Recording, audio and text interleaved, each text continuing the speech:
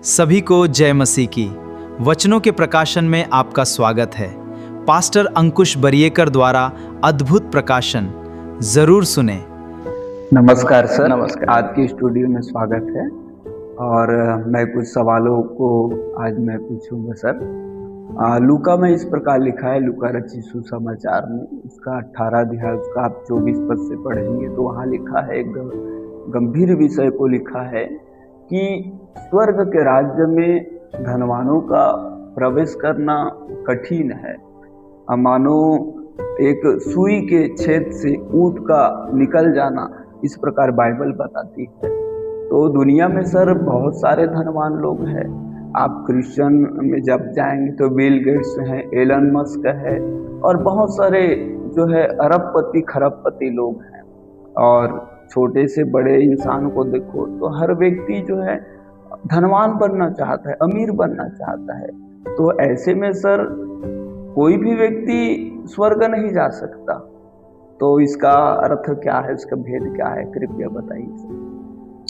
आप सबको नमस्कार। एक अच्छा सवाल आपने किया और आज ये सवाल में जैसे सोचता हूँ तो लगभग काफ़ी लोगों के जहन में गूंजता होगा, क्या सच में धनवान लोग परमेश्वर के राज्य के अधिकारी होंगे कि नहीं। मैं वहाँ का संपूर्ण एक विश्लेषण जो प्रभु यीशु मसीह और उस धनी व्यक्ति के संबंध में जो वार्तालाप उनकी हुई है उसको मैं थोड़ा सा पहले आपके सामने रखना चाहता हूँ, तब उसके बाद में उसका स्पष्टीकरण आपको मैं देता हूँ। देखिए, धनवान मनुष्य स्वर्ग के राज्य में प्रवेश कर सकता है कि नहीं, ये एक सवाल हम सबके पास में होता है। और संसार में भी काफ़ी लोग धनवान हैं, तो हम भी सोचते होंगे कि धनवान लोग हैं। कभी इसी वचन का हवाला दे करके हम उनको इग्नोर करने का प्रयास करते हैं। अधिकतर मसीह लोग ऐसा ही करते हैं, परंतु हमें ऐसा नहीं करना चाहिए। उसके पीछे जो राज है वो दूसरा है, उसका अर्थ दूसरा है, वो मैं आपके सामने रखना चाहता हूँ। सबसे पहले जब वो धनी मनुष्य यीशु मसीह के पास आया, तब उसने कहा प्रभु यीशु मसीह से कि प्रभु, ऐसा कौन सा भला कार्य है जो मैं करूं जिसके कारण मैं स्वर्ग जा सकता हूं, या मैं अनंत जीवन का अधिकारी बन सकता हूं। तो प्रभु यीशु मसीह उसके सवालों से काफी उत्साहित हुआ, खुश हुआ, और प्रभु ने कहा कि तू आज्ञा को तो जानता है, तो आज्ञाओं का पालन कर। तो उसने कहा, प्रभु मैं तो इन आज्ञाओं को लड़कपन से और बचपन से ही मैं क्या करता हूं उसको जानता हूं और मैं उसको मानता भी हूं। तब फिर प्रभु यीशु मसीह ने उससे कहा, अभी भी तुझ में घटी है, बोला, ठीक है। तो वो चकित हो गया, अब मुझ में क्या घटी रहेगी, ऐसा उसके मन में शायद विचार आया होगा। तो प्रभु ने उससे कहा, जा एक काम कर, तो अपना सारा धन कंगालों को बांट दे और मेरे पीछे हो ले, तो तुझे स्वर्ग में धन मिलेगा। ऐसा उसने सोचा। तो प्रभु यीशु मसीह जब ये बात कहा उससे, तो वो बहुत नाराज हो गया, बहुत निराश हो गया और वहां से चला गया उदास होकर के। तब यीशु मसीह ने कहा कि धनवानों का स्वर्ग के राज्य में प्रवेश करना अनहोना है।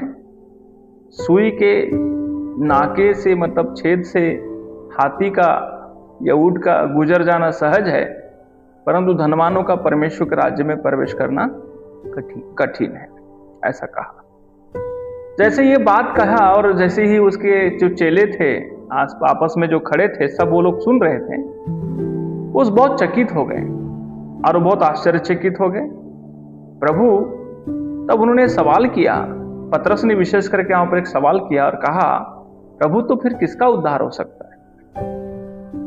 तो प्रभु यीशु मसीह ने वहां फिर से एक बार कहा कि ये मनुष्य से नहीं हो सकता, परंतु ये परमेश्वर से हो सकता है। तो मेरे प्रियो, मैं आप दर्शक गणों को भी मैं बताना चाहता हूं कि वो धनी व्यक्ति ने प्रभु यीशु मसीह से कोई कर्म पूछा कि मैं कौन सा कर्म करूं, और पवित्र शास्त्र बाइबल स्पष्ट कहती है, जैसे कि हम एक वचन को पढ़ते हैं तो उसमें ऐसा लिखा है,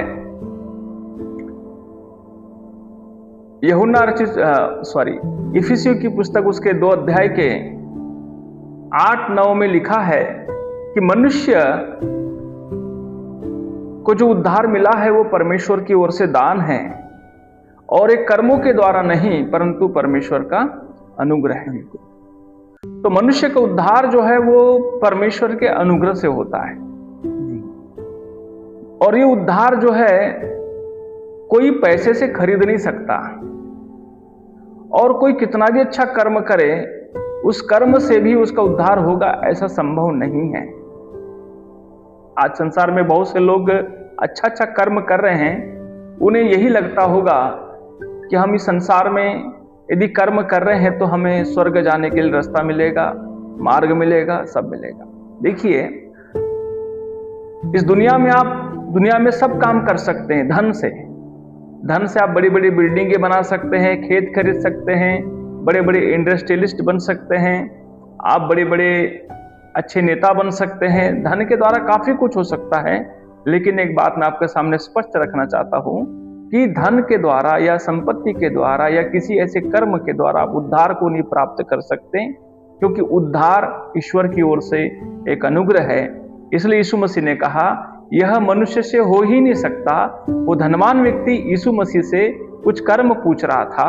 यदि प्रभु यीशु मसीह कहता, हे धनी मनुष्य, एक काम कर, ये सारे लोगों को तू खाना खिला दे, तो आराम से खिला देता।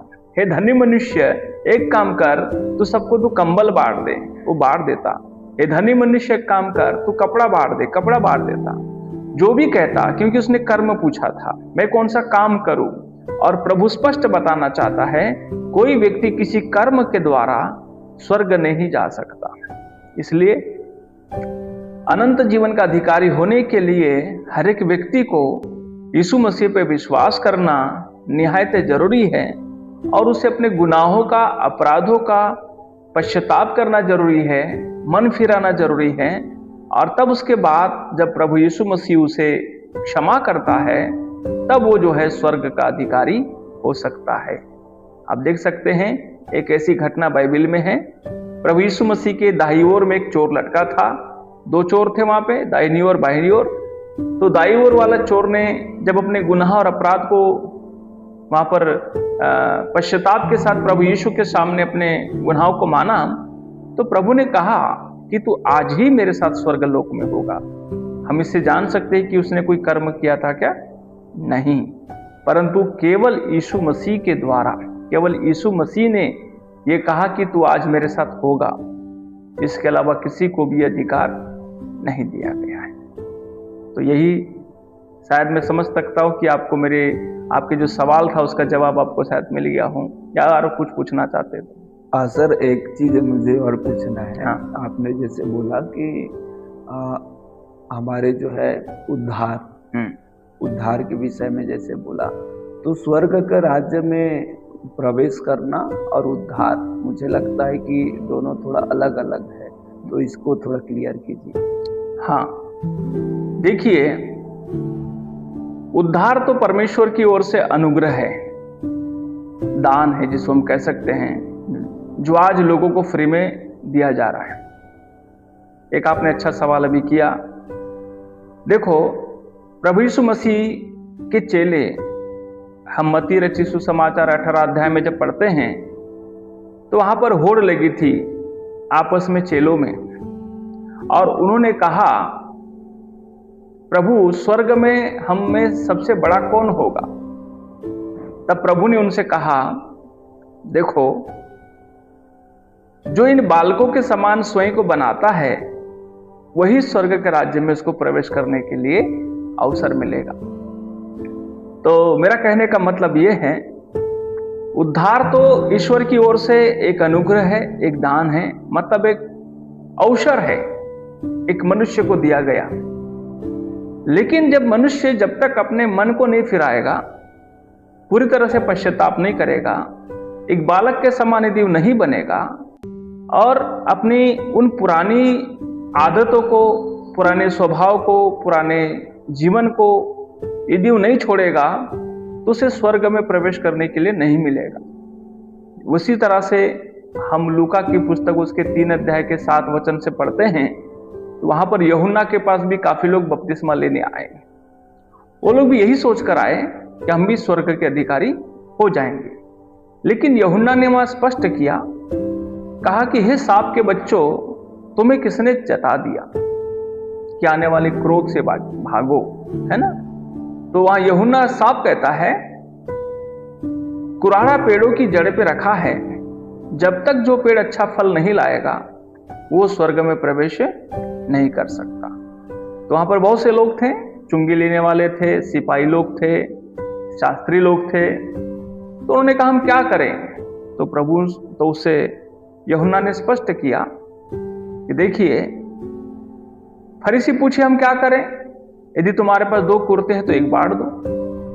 चुंगी लेने वाले क्या बोले, हम क्या करें। उसने कहा कि तुम किसी से भी जो कर ठहराया गया है उससे ज्यादा नहीं लेना, जितना है उतना ही लेना। सिपाहियों ने पूछा हम क्या करें। उनसे कहा गया तुम किसी पर भी उपद्रव नहीं करना और किसी भी तरह से अन्याय करके कोई धन नहीं लेना।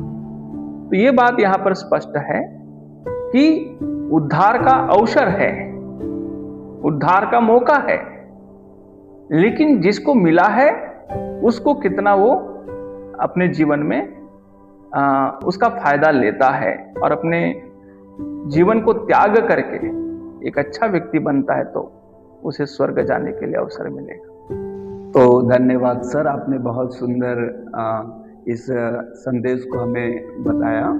और मैं दर्शकों को बताना चाहता हूं कि आपने जैसे कि सुना कि हमारा प्रश्न था कि धनवान लोग स्वर्ग के राज्य में प्रवेश नहीं कर सकता, लेकिन ऐसा नहीं है। धनवान लोग भी स्वर्ग के राज्य में प्रवेश कर सकता है, लेकिन कर्मों के द्वारा नहीं, लंगर खिलाने के द्वारा नहीं, भले कामों के द्वारा नहीं, परंतु यदि धनवान लोगों को स्वर्ग के राज्य में प्रवेश करना है, स्वर्ग के राज्य में जाना है, तो उनको यीशु मसीह पर विश्वास करना पड़ेगा और अपने लाइफ को चेंज करना पड़ेगा और अपने मन को फिराना पड़ेगा, मोड़ना पड़ेगा।